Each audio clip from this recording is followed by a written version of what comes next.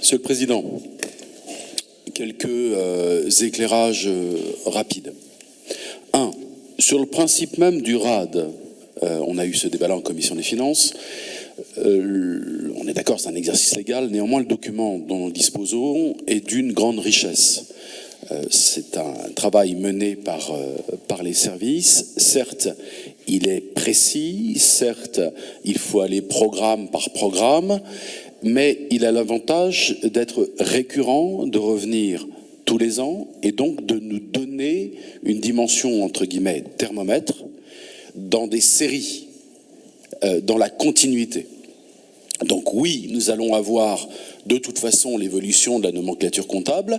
Oui, nous allons avoir à éclairer notre budget sous l'angle des politiques publiques. Néanmoins, le côté durable, j'allais dire, mais c'est un vilain jeu de mots, de ce document en soi, dans le sens où il donne une continuité et une lecture continue de l'action publique, a, me semble-t-il, son intérêt. Mais, monsieur le vice-président Stéphane Perrin, nous continuerons à travailler là-dessus, en commission, et comme l'a dit Anna Soyer tout à l'heure, avant que tout cela ne se fige dans les commissions préalables à la session. Il faut vraiment que les choses soient faites avant. Deuxième point, très rapidement, la Bretagne intérieure. C'est un nom que je préfère parfois à Centre-Bretagne, parce qu'il y a quelque chose d'intérieur là-dedans. C'est une Bretagne qu'on aime, et j'ai entendu tout à l'heure des propos misérabilistes sur notre Bretagne intérieure. Alors rassurez-vous, Monsieur le Président, vous n'en faites pas suffisamment pour la Bretagne intérieure, je pense, je le crois, et on a évolué là-dessus. En revanche, nous ne pouvons pas laisser dire que cette Bretagne est misérable, cette Bretagne est désespérée, cette Bretagne, elle est créative, elle fait des propositions, elle parle un peu plus fort que les autres, mais parce qu'on est plus loin, simplement. Elle a besoin d'être entendue, oui, mais elle ne veut ni compassion, ni commisération. Un petit mot sur le concept de développement durable, parce que sur certains de nos bancs, on aime la révolution permanente des concepts. Donc, quand un concept devient trop partagé, il faut en créer un autre pour faire la preuve qu'on est soit moderne, soit... Bon. Le concept de développement durable, il nous va très bien, parce que c'est de l'écologie humaine, parce qu'il est équilibré entre les dimensions sociales, économiques et environnementales, parce qu'il n'aborde pas uniquement les choses, c'est la petite critique que j'ai faite sur le budget vert, par l'angle environnemental, parce qu'il permet d'aborder les sujets via l'activité humaine. C'est de l'écologie humaine, donc je vous en supplie, ne changeons pas les concepts en permanence. Celui-ci, en l'état, garde un caractère systémique, pour reprendre les propos de Madame Prigent, et me convient, c'est bien. La santé en transversale. Oui, Madame la vice-présidente, nous faisons des efforts dans le domaine préventif. Santé-environnement, santé au travail, lutte contre les addictions, très bien.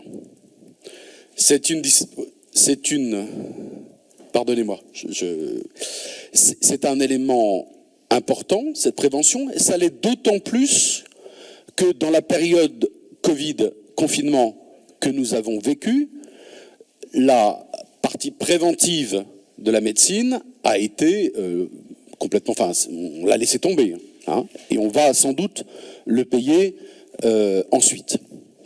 En revanche, je nous trouve beaucoup trop faible sur la question de l'accès aux soins. Je m'explique. Nous avons eu, lors du mandat précédent, un groupe de travail sur ces questions-là. Audition, rapport, mais, pardonnez-moi, ce groupe de travail a quand même accouché d'une souris. C'est-à-dire qu'on a poursuivi une politique d'aide aux maisons de santé, très bien, sachant que nous savons tous que la question des maisons de santé n'est plus la question de fond à l'heure qu'il est, si c'est pour ne rien y mettre comme médecin, voilà. Moi, je serais partisan d'un groupe qui nous permettrait de faire un peu de benchmarking sur les autres régions, parce qu'il y a des choses qui se font.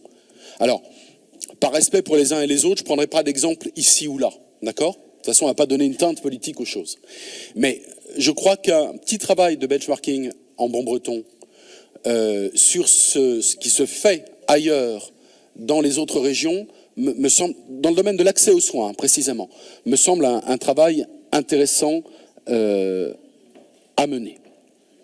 Et puis ne lâchons pas ce qui était, me semble-t-il, sur certains bancs, des convictions communes, à savoir l'évolution de nos relations avec l'Agence régionale de santé. Ne lâchons pas cela. C'est pas parce que les élections ont plus d'1 an maintenant qu'il faut oublier cette dimension, certes liée à liée au gouvernement, liée aux politiques nationales, mais là-dessus, nous avons vraiment, c'est la préoccupation de nos concitoyens, hein, nous avons vraiment quelque chose à mener à égalité avec l'État. Monsieur le Président, vous me permettrez ma petite incise annuelle sur la question du développement du très haut débit. Pour constater 2 ou 3 petites choses. Oui, il s'agit là du RAD 2021, qui par définition fait abstraction des 6 premiers mois de 2022. Sans doute, j'en doute pas. Mais j'attire votre attention sur quelques éléments du RAD en lui-même. Le RAD nous dit que dans les zones AMI, dans les secteurs urbanisés, la couverture à 100% sera atteinte fin d'année 2022. C'est pas moi qui l'affirme, ce sont les documents que produit la région. Le RAD acte le retard que nous avons dans le déploiement de Mégaliss, avec des évolutions en nombre de prises déployées qui nous amènent à 92 000 en zone Mégaliss, réalisation 2021, avec une progression qui était, de 2019 à 2021, un 12%, et annus horribilis, de 2020 à 2021, un 8%.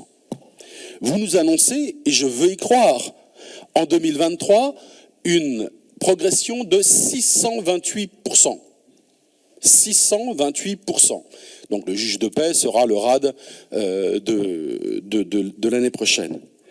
Vous nous dites, dans ce même rapport, que nous avons, suite à l'aménagement d'un certain nombre d'armoires, 303 000 prises validées en phase projet et 159 000 prises validées en phase exécution.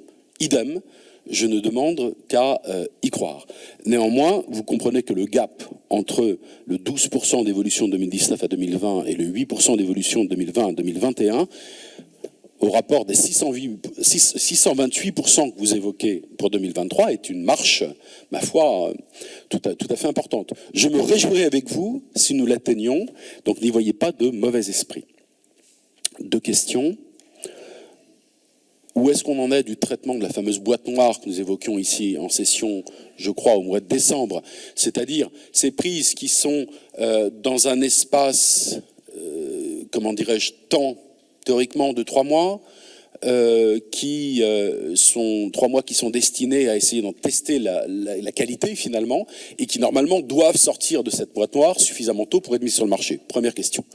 La deuxième question, c'est que notre Bretagne se développe, c'est une bonne chose, et elle développe, malgré Lausanne, un certain nombre de nouveaux quartiers. Ce sont des extensions urbaines qui, cette fois-ci, interviennent dans des secteurs qui ont déjà été distribués par la fibre. Et nous savons ensemble que la distribution de le déploiement de la fibre, dans ces secteurs nouveaux, urbanisés, pose une série de questions. Vous évoquiez, lors de notre conseil syndical à Mégaliss, des échanges avec Orange, si je ne dis pas de bêtises sur ce point-là. J'aimerais pouvoir vous entendre. Enfin, dernier point, sur le bilan social, mais je ne ferai que répéter ce que disent les collègues. La pyramide des âges de notre institution, de nos agents, doit nous interroger.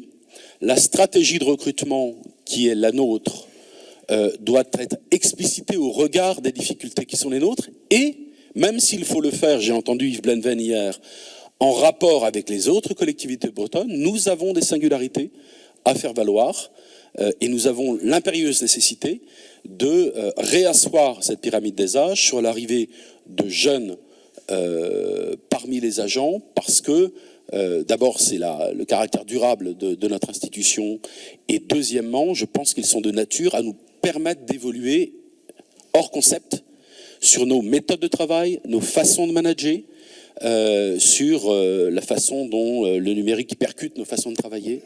Voilà. Et les jeunes attirant les jeunes, les choses se font assez naturellement. Merci, Monsieur le Président.